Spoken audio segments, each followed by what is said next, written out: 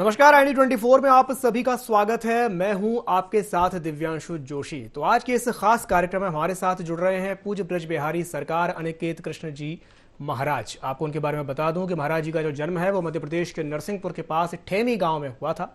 महाराज श्री 9 वर्ष की उम्र से ही भक्ति भाव में होकर के घर से विद्या अध्ययन के लिए परमहंसी झोतेश्वर चले गए। पूज्य गुरुदेव जगतगुरु शंकराचार्य स्वामी स्वरूपानंद सरस्वती जी महाराज से शिक्षा दीक्षा लेकर के विद्या अध्ययन किया और फिर कुछ वर्षों के बाद श्रीधाम वृंदावन को निकल गए, जहां 14 वर्ष की उम्र से श्रीमद् भागवत कथा और राम कथा के माध्यम से समस्त जनमानस का कल्याण करने लगे। कुछ दिन बाद पूज्य गुरुदेव के आशीर्वाद से 108 श्रीमद् भागवत कथा का संकल्प लिया और छोटे से छोटे गांव-गांव तक जाकर के महाराज श्री ने कथाओं को किया, जिसमें 65 कथाएं महाराज श्री की अब तक संपन्न हो चुकी हैं। बहुत ही छोटी उम्र से ही साधनारत जीवन में आगे बढ़ते रहे और 2021 में बालाजी की कृपा से और मां जगदम्बा की कृपा से दिव्य दरबार के माध्यम से समस्त भक्तों की समस्याओं का समाधान करते आ रहे हैं। महाराज जी, बहुत बहुत स्वागत है आपका ID24 में। जी धन्यवाद। महाराज जी, सबसे पहले तो मैं शुरुआत करना चाहूंगा आध्यात्म से, चूंकि आध्यात्म का जो स्वरूप हम आजकल देख रहे हैं, जिस तरीके से आध्यात्म को लेकर के कई तरह की चर्चाएं होती हैं, आपकी नजर में आध्यात्म क्या है? जी, अखंड मंडलाकारं व्याप्तं येन चराचरं तत्पदं दर्शितं येन तस्मै श्री गुरुवे नमः। सर्वप्रथम आपके IND24 चैनल पर जो भी दर्शक जुड़े हुए हैं उनको सबको खूब जय श्री राम। सर्वे भवन्तु सुखिनः, सर्वे सन्तु निरामयः, सर्वे भद्राणि पश्यन्तु, मां कश्चित् दुख भाग भवेत्। अब बताइए, आपने पूछा अध्यात्म को लेकर के। जी, तो अध्यात्म में जहां तक हमारी रुचि है, ये पूर्णतः मां भवानी के श्री चरणों की कृपा से, और अध्यात्म का कोई अंत नहीं है। ये एक दीप है, जैसे अज्ञान रूपी एक दीप होता है ना जी, जो हमारे जीवन में अंधकार भरा पड़ा है, उसको दीप के रूप में प्रज्वलित कर दिया जाए तो वो ज्ञान जब भीतर हमारे प्रविष्ट हो जाता है तो निश्चित रूप में वह दीप जलता है और हमारी समस्त कामनाओं को पूर्ण करता है। ये अध्यात्म में ही बल है, यानी अंधकार को मिटाने के लिए एक दीप काफी है। हाँ जी, तो उसी प्रकार ये अध्यात्म बल हमारे पास में है, मां भगवती की कृपा है संतों के पास। हाँ जी जी जी। महाराज जी, आपसे ये भी जानना चाहेंगे, भारत की अगर बात की जाए, भारत का एक बड़ा ही गौरवशाली इतिहास रहा है। अगर आध्यात्मिक दृष्टिकोण से देखा जाए, भारत में इतने सारे ऋषि मुनि हुए, तपस्वी हुए और उन्होंने अपने तप से, अपने तपोबल से इस आध्यात्मिक परंपरा को समृद्ध ही किया है। लेकिन आजकल हम जिस तरीके से देखते हैं, जो कई तरह के बाबा जो आ गए हैं और बहुत सारे वो प्रवचन करते हैं, वो अपना दिव्य दरबार लगाते हैं, वो चमत्कार दिखाते हैं, तो मैं आपसे जानना चाहूंगा कि आप उस चीज को किस तरीके से देखते हैं? बहुत अच्छा प्रश्न किया है आपने जी। और कली काल में, वैसे प्रारंभ में हमारे यहाँ ऐसा कोई दरबार की परंपराएं नहीं रही, अपितु दरबार तो जनमानस के कल्याण के लिए लगे हैं। चमत्कार दिखाने की कोई आवश्यकता पहले नहीं पड़ी है, परंतु हमारे यहाँ गर्गाचार्य जी जैसे बड़े बड़े ऋषि विद्वान हुए हैं। श्रीमद् भागवत कथा के अनुसार कथन है कि गर्गाचार्य जी त्रिकालदर्शी थे, जिन्होंने भूत भविष्य वर्तमान को लेकर के बताया।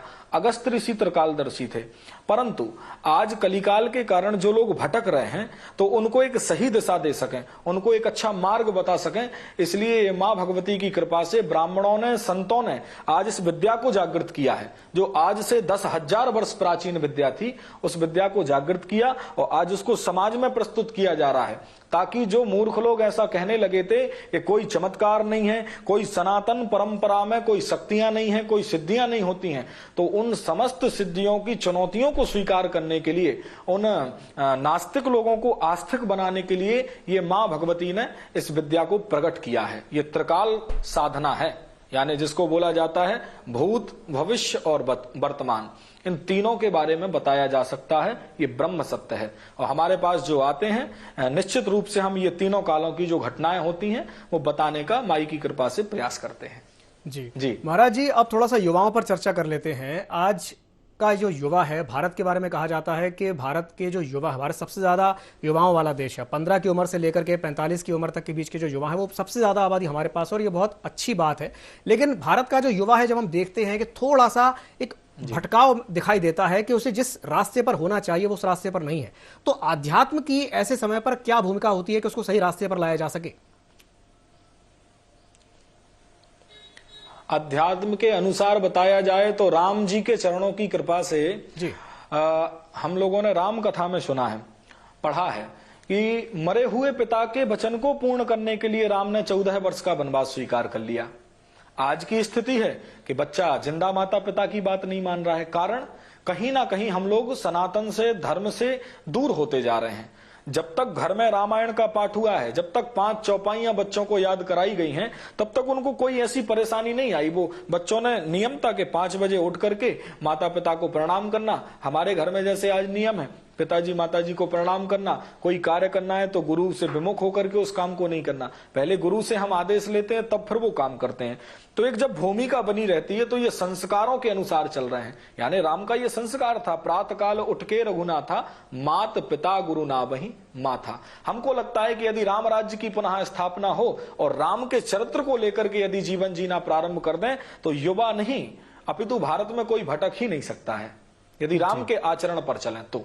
जी जी, आपने एक बड़ी अच्छी बात कही कि कोई भटक नहीं सकता है। लेकिन आज जब हम देखते हैं कि एक पूरी की पूरी पीढ़ी है जो धीरे धीरे भटक रही है और भटकती चली जा रही है, तो आपको क्या लगता है कि उसका कारण क्या है? पश्चिम की नकल, अंधाधुंध नकल कर रहे हैं क्या? इस वजह से पीढ़ी भटकती जा रही है या उनको सही मार्गदर्शन नहीं मिल रहा है? निश्चित रूप से जी, उनके माता पिता की गलती है इसमें। कहते हैं बाढ़ पुत्र पिता के धर्मा, खेती उपजे अपने कर्मा। जी, माता पिता स्वयं संस्कार से हीन है, और जो स्वयं संस्कार से हीन है तो वो अपने बच्चों को क्या संस्कार दे पाएंगे? तो इसलिए माता पिता को स्वयं को पहले राम के बारे में जानना चाहिए। जो हमारे सनातन संस्कृति के अनुसार 16 संस्कार होते हैं, उन संस्कारों को करना चाहिए। चाहे आज स्कूलों में डायरेक्ट नाम लिखा दिया जाता है, इसका एक व्यवस्था थी। इस संस्कार के अनुसार विद्या आरंभ संस्कार होता था, तो आजकल ये संस्कार तो कोई करता नहीं है। तो इन संस्कारों से हम लोग दूर हैं जो 16 संस्कार के अनुसार होते हैं। तो अब तो 2 कर रहा है आदमी केवल, एक होता है कि विवाह संस्कार, दूसरा होता है अंतिम संस्कार। अभी नजर आ रहा है विवाह संस्कार भी होते अब ठीक नहीं दिखाई पड़ रहे हैं, पर अंतिम संस्कार बराबर सबके हो रहे हैं। तो ये 15 संस्कार जब तक विधि विधान से नहीं होंगे तब तक ये समझ लेना कि बच्चों का नहीं अपितु सभी का भटकाव रहेगा इसमें।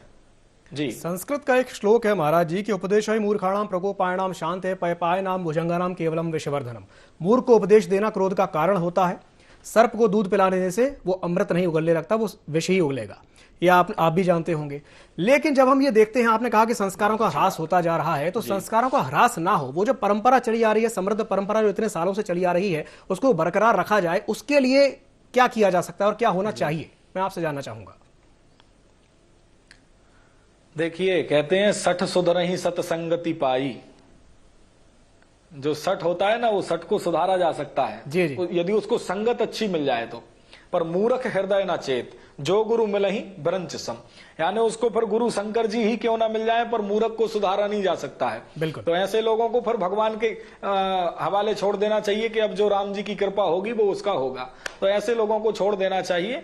फिर जहां तक बने पर पहले तो पूर्ण रूप से प्रयास करना चाहिए, फिर बाद में कह देना चाहिए कि हुई है सोई जो राम रची राखा। हमारा मानना ऐसा है।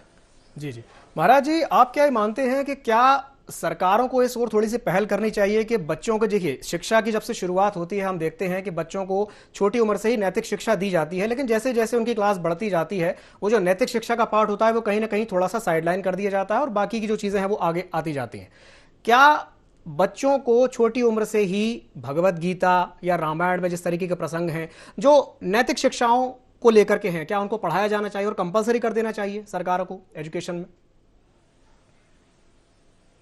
अभी तक हमने बहुत सारे इंटरव्यू देखे, पर जो प्रश्न आज आपने किया है जी, इसकी हम वास्तव में आपकी सराहना करते हैं। धन्यवाद। और खूब तारीफ करते हैं आपकी, और ऐसे ही समस्त मीडिया वालों को ये प्रश्न करना चाहिए। अब आप हमको ये बताइए, हमारे देश में नियम क्या है, संविधान क्या है कि यदि कोर्ट में कोई गवाही देने जा रहा है तो उससे पहले पूछा जाता है कि भाई तुम्हारी गीता पर हाथ रख करके, यदि वो हिंदू है, सनातनी है, तो उससे कहा जाता है कि तुम जो सच कहोगे तो गीता पे हाथ रखो। तो वो हाथ रखता है, बोलता है जो कहूंगा सच कहूंगा, उसके अलावा मैं कुछ नहीं कहूंगा। ये संवैधानिक नियम थे।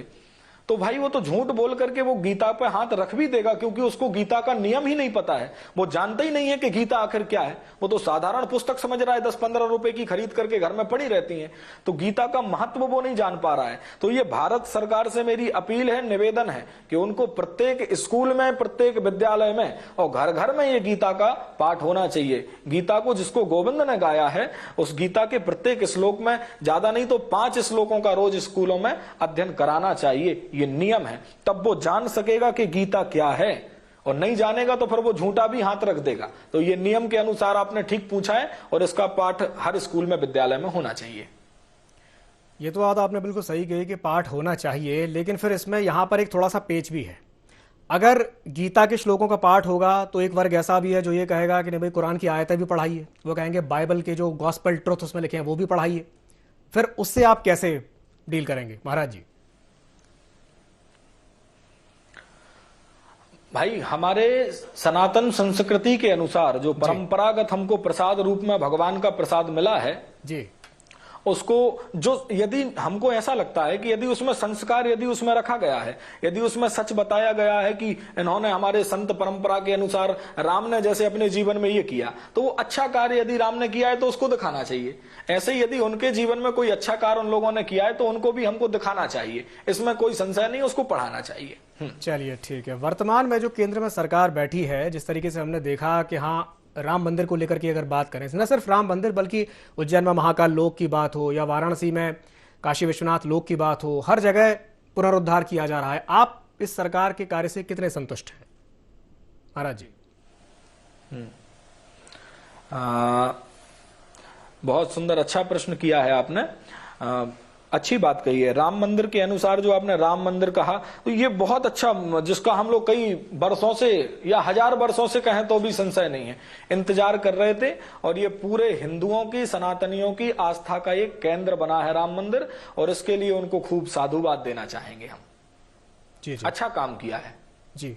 राम मंदिर तो चलिए ठीक है, बनकर के तैयार हुआ जा रहा है, जनवरी में तैयार हो जाएगा। लेकिन अभी हमने देखा कि महाकाल लोक में जिस तरीके से काम हुआ है, आंधी आती है और मूर्तियां खंडित हो जाती हैं, कुछ कहेंगे इस पर? जी हाँ, ये तो गलत है भाई। इसका मतलब कहीं ना कहीं शोषण बड़े रूप में हुआ है। नहीं तो महाकाल लोक जिस स्तर से बनाया गया, जहां हमको, जहां तक जानकारी है, जो वहां शुल्क लगा है, खर्चा लगा है, उसके अनुसार तो वहां कोई 1% भी दिक्कत नहीं आनी चाहिए थी। पर थोड़ी सी तूफान में यदि इतने बड़े महाकाल का लोक यदि गिर रहा है, तो इसमें हमको लगता है सरकार कहीं ना कहीं क्षति की ओर है। जी, ये उनकी गलती है।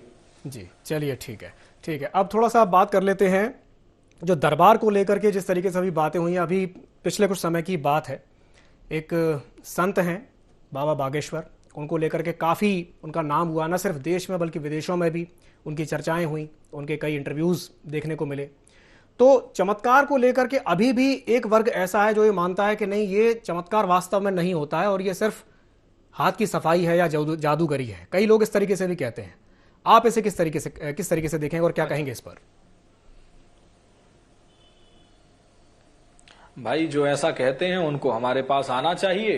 अब हम अन्य लोगों की तो बात नहीं करते कि धीरेन्द्र जी क्या हैं, बागेश्वर वाले क्या हैं या अन्य क्या हैं, परंतु दरबार की तो व्यवस्था है, इसमें कोई संशय नहीं है। आदमी के भूतकाल की घटनाएं, हाथ की सफाई होती तो 100 साल पुरानी घटना किसी की कैसे बताई जा सकती है। जहां तक हमारे पास जो लोग आते हैं, 100-200 साल पूर्व की जो घटनाएं 4-4 पीढ़ी सहित बताई जा रही हैं, तो ये कोई, हमको लगता है ये हाथ की सफाई नहीं हो सकती है। ये तो मां भगवती निकुंभला के श्री चरणों की कृपा से संभव है, और आज से नहीं, ये हजारों वर्षों से ये परंपरा चली आ रही है।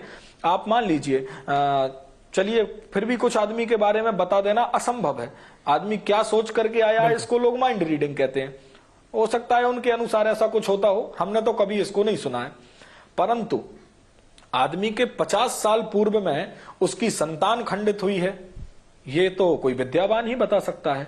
उसके साथ में क्या घटना घटी है या उसके पीठ में तिल का निशान है, ये कौन बताएगा। ये मां भगवती की कृपा से ही संभव है। हाँ जी जी, बिल्कुल सही कहा आपने, भगवान की कृपा होनी बहुत ज़रूरी है। चलिए ठीक है, अब थोड़ा सा बात कर लेते हैं विवाह नाम की एक संस्था पर, जिसका हम देख रहे हैं पिछले कुछ समय से, मैं जो देख पा रहा हूँ, पहले इतने ज़्यादा विवाह विच्छेद के केसेस यानी कि तलाक के केसेस नहीं होते थे जितने अब होने लगे हैं। आप इसका कारण क्या मानते हैं?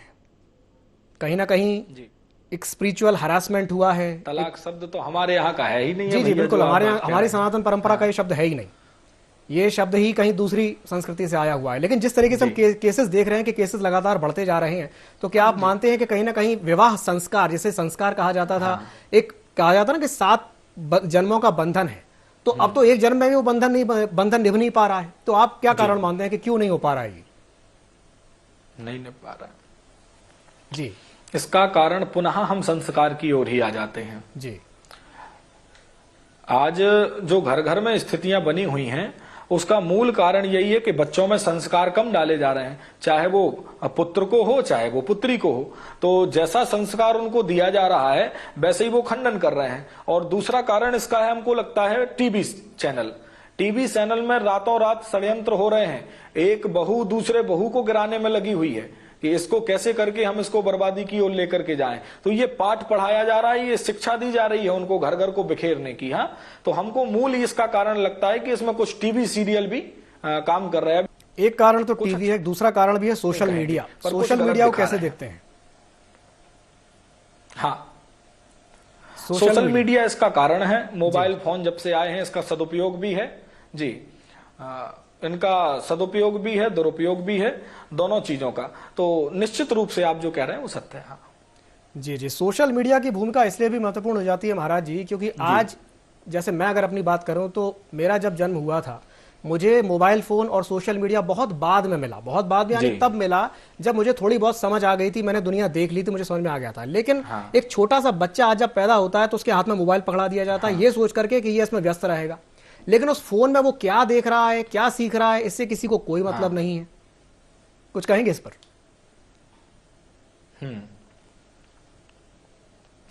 हाँ, ये माता पिता की गलती है। और दूसरी बात, ऐसा तो करना नहीं चाहिए। हम लोगों के हाथ में भी मोबाइल फोन नहीं रहा, तो इसलिए हमारे को इतना ज्यादा, अब जैसे साल भर पहले 2 साल पहले जब वो चीजें आई तब उनको मोबाइल फोनों को समझ पाए हैं। तो इसमें अब वो क्या देख रहे हैं बच्चे, ये माता पिता की गलती है कि उनको जवाबदारी से काम करना चाहिए और बच्चों के हाथ में ज्यादा मोबाइल नहीं देना चाहिए। जितना उसका सदुपयोग है उतना ही ज्यादा दुरुपयोग भी है। तो ऐसे मोबाइल फोनों से तो बच्चों को दूर ही रखना चाहिए। चलिए ठीक है। बच्चे और युवा संस्कारों की ओर और आध्यात्म की ओर उन्मुख कैसे हों, जी मैं आपसे जानना चाहूंगा महाराज जी। संस्कार की ओर और आध्यात्म की ओर, आध्यात्म की ओर उसी का एक प्रयास कर रहे हैं जो प्रयास किया धीरेन्द्र कृष्ण शास्त्री जी, यानी आपने नाम लिया जिनका बागेश्वर धाम जी। वो सनातन संस्कृति को आगे बढ़ाने के लिए हिंदू राष्ट्र की मांग कर रहे हैं। और ये चमत्कार दिखा करके कि आदमी सीधे यदि नहीं जुड़ रहा है, यदि जो नहीं मान रहे हैं, तो उनके लिए एक ये भी व्यवस्था है कि पहले से कलमबद्ध करके कुछ लिख करके रख दिया जा रहा है और आप आकर के वो पढ़ रहे हैं तो उनको लगता है कि भाई कुछ ना कुछ दैविक शक्ति है। और निश्चित रूप में वो माँ भवानी की कृपा से या हनुमान जी की कृपा से संभव हो पा रहा है, जो कि वो लिख करके रख देते हैं और वो कटता नहीं है, चाहे वो लिखें, चाहे हम लिखें, चाहे अन्य कोई भी दरबारी लिखे। तो जब बच्चे ये सारी चीजें आज देख रहे हैं, आज कथा में आकर के जब वो बैठ रहे हैं, तो राम के बारे में उनको बताया जा रहा है, कृष्ण के बारे में उनको बताया जा रहा है कि भाई राम की मर्यादा देखो। राम ने पिता के वचनों को पूरा करने के लिए वनवास चले गए। वो चाहते तो बात से मुकर सकते थे, यहां तक कि उनके भाई आए, उन्होंने ससुर जी आए, भाई आए, माताएं आई, सबने आकर के उनको कहा कि अब पिताजी तो समाप्त हो गए, तुमको लौट के चलना चाहिए। परंतु राम ने मर्यादा को खंडित नहीं किया। जो उनके यहाँ रीत चली आई कि रघुकुल रीत सदा चली आई, प्राण जाए पर बचन न जाए, तो उस मर्यादा को राम ने निभाया है। उन राम के चरित्र को यदि घर घर में गाने लग जाएंगे, उन राम की कथाओं को हम श्रवण कराने लग जाएं बच्चों को, तो मुझे लगता है कभी भी बच्चे अध्यात्म और संस्कृति से भटकने वाले नहीं है। चलिए ठीक है। आपने चूंकि हिंदू राष्ट्र की बात कही है, हिंदू राष्ट्र को लेकर के कई अलग अलग डिबेट्स होती हैं, बहस होती है कि हिंदू राष्ट्र की मांग, चलिए ठीक है, वो एक मांग है, लेकिन बड़ा सवाल यही है कि क्या हिंदू राष्ट्र संभव है? और अगर हिंदू राष्ट्र बनेगा तो हिंदू राष्ट्र कैसा हिंदू राष्ट्र? क्या उसमें सिर्फ हिंदू रह सकेंगे या जो अन्य धर्म के लोग हैं उनके लिए भी उसमें जगह है? बहुत अच्छा प्रश्न किया है आपने। वैसे हिंदू राष्ट्र की बात जो धीरेन्द्र शास्त्री जी ने कही है, उनके मत अनुसार, और जो हिंदू राष्ट्र तो घोषित होना बाकी है, वैसे तो है ही हिंदू राष्ट्र, इसमें सभी की, जिन जिन की आप बात कर रहे हैं कि और लोगों की व्यवस्था रहेगी कि नहीं, तो हमारे यहाँ सबकी, हर वर्ण की, ये केवल एक व्यवस्था है हमारे सनातन धर्म में, जिसमें कहा जाता है प्राणियों में सद्भावना हो, विश्व का कल्याण हो। बाकी सब अपने अपने धर्म को आगे, अपने अपने पंथ को आगे बढ़ाने में लगे हुए हैं। हाँ, तो हिंदू राष्ट्र में सभी का स्थान रहेगा, सभी की जगह रहेगी। बस ये है कि भाई हमारे हिंदू परंपरा के अनुसार ये हमारा हिंदुस्तान है, तो हिंदुस्तान है तो इसको हिंदू राष्ट्र घोषित होना चाहिए। बाकी जगह सबकी रहेगी, सम्मान सबका रहेगा, सबको हृदय से लगाया जाएगा। आपने बिल्कुल सही कहा, सबका सम्मान होना चाहिए, सबको हृदय से लगाया जाना चाहिए। लेकिन जिस तरीके की घटनाएं हम मीडिया में देखते हैं, जो खबरें बनती हैं, सुर्खियां बनती हैं, कई जगह कई कुछ धर्म विशेष के द्वारा कुछ दूसरे धर्म के लोगों के साथ अन्याय किया जा रहा है, अत्याचार किया जा रहा है, तो जब ये सारी चीजें होंगी तो एक दूसरे का परस्पर सम्मान भाव कैसे रह पाएगा? हाँ, आपने दोनों तरफ की बात कही है, इसलिए हम बहुत ज्यादा इसमें विशेष टीका टिप्पणी नहीं करेंगे जी। परंतु उनको भी ये सारी चीजों को लेकर के समझना चाहिए कि जो आज स्थितियां हमारे भारत में निर्मित हो रही हैं, उसका मूल कारण कौन बना हुआ है। आपने देखा होगा कि उतनी ज्यादा गलतियां हिंदुओं की नहीं दिखाई पड़ रही है, सनातनियों की दिखाई नहीं पड़ रही हैं, जो आचरण से जुड़े हुए हैं। पर अन्य यदि वर्ण व्यवस्था वाले लोग हैं तो कहीं लव जिहाद के केस हजारों देखो आप, रोज नित्य प्रति हमको सुनने में आ रहा है। तो गलती तो दोनों तरफ से है, और हमको लगता है कि उनको भी इन सारी चीजों में सुधार करना चाहिए। आपने चूंकि अभी लव जिहाद की बात कही है, सनातनी परंपरा से जुड़ करके, और जी सनातनी परंपरा से जुड़ करके राम के चरित्र को देख करके सीखना चाहिए। एक वो राम है जो वन में आई हुई एक चरित्रहीन स्त्री जिसका नाम शूर्पणखा था, उस चरित्रहीन स्त्री के मौके का फायदा राम नहीं उठा रहे हैं, उसको ठुकरा करके उसके नाक कान कटवा करके भगवा रहे हैं। तो ये राम की मर्यादा थी। तो इसके अनुसार हमारा मत यह है कि जो राम का चरित्र है यदि उसको देख करके सीखा जाए तो ये सब अनुचित है, और उनको इन सारी चीजों पर ध्यान देना चाहिए। बिल्कुल सही कहा आपने महाराज जी, इस तरह की जो चीज़ें हैं उन पर लगाम लगाई जानी चाहिए। और कई जगह कानून भी बना दिए गए हैं, कानून सरकारें भी इस ओर अब काम कर रही हैं। और जिस तरीके से काम मध्य प्रदेश में हुआ है या जो उत्तर प्रदेश में काम हुआ है, इसके लिए बाकायदा एक कानून भी बनाया गया है। तो आप इन सरकारों के काम से कितने संतुष्ट हैं, मध्य प्रदेश या उत्तर प्रदेश में? जहां तक आपने सरकार की बात कही है, तो बहुत ज्यादा हम सोशल मीडिया से जुड़े हुए रहे नहीं हैं कभी भी, और साधना में थे अपने, तो अभी 2-4 महीना से निकले हैं बाहर, तो अभी हमको ज्यादा पता नहीं है कि सरकार ने क्या किया है। परंतु इसका आगे जब अगली बार आप कहेंगे तो हम अध्ययन करके आपको इस विषय में बताएंगे, क्योंकि अभी हम किसी पर टीका टिप्पणी कर नहीं सकते। छत्तीसगढ़ में कांग्रेस सरकार है, मध्य प्रदेश में बीजेपी सरकार है, क्या पता किसने क्या किया है, बहुत ज्यादा हमको पता नहीं है। हम तो नर्मदा तट में थे, साधना में थे, तो हमको ज्यादा ज्ञान नहीं है इस विषय का। चलिए ठीक है महाराज जी, आपने हमारे साथ आज चर्चा की, समय निकाला, उसके लिए बहुत बहुत धन्यवाद। तो हमारे साथ ब्रज बिहारी सरकार अनिकेत कृष्ण जी महाराज थे, जिन्होंने हमें बताया कि अध्यात्म का वास्तविक अर्थ क्या है, जीवन को किस तरीके से जिया जाना चाहिए और क्या वो चीज़ें हैं जिनसे बचा जाना चाहिए, बच्चों को किस तरह की शिक्षाएं देनी चाहिए, संस्कार देनी चाहिए, ताकि एक संस्कार वाली पीढ़ी का निर्माण हो सके, ना कि संस्कार विहीन पीढ़ी जो हम आजकल देख रहे हैं। तो ID24 के इस खास कार्यक्रम में फिलहाल के लिए इतना ही। मुझे दीजिए इजाजत और आप बने रहिए ID24 के साथ। नमस्कार।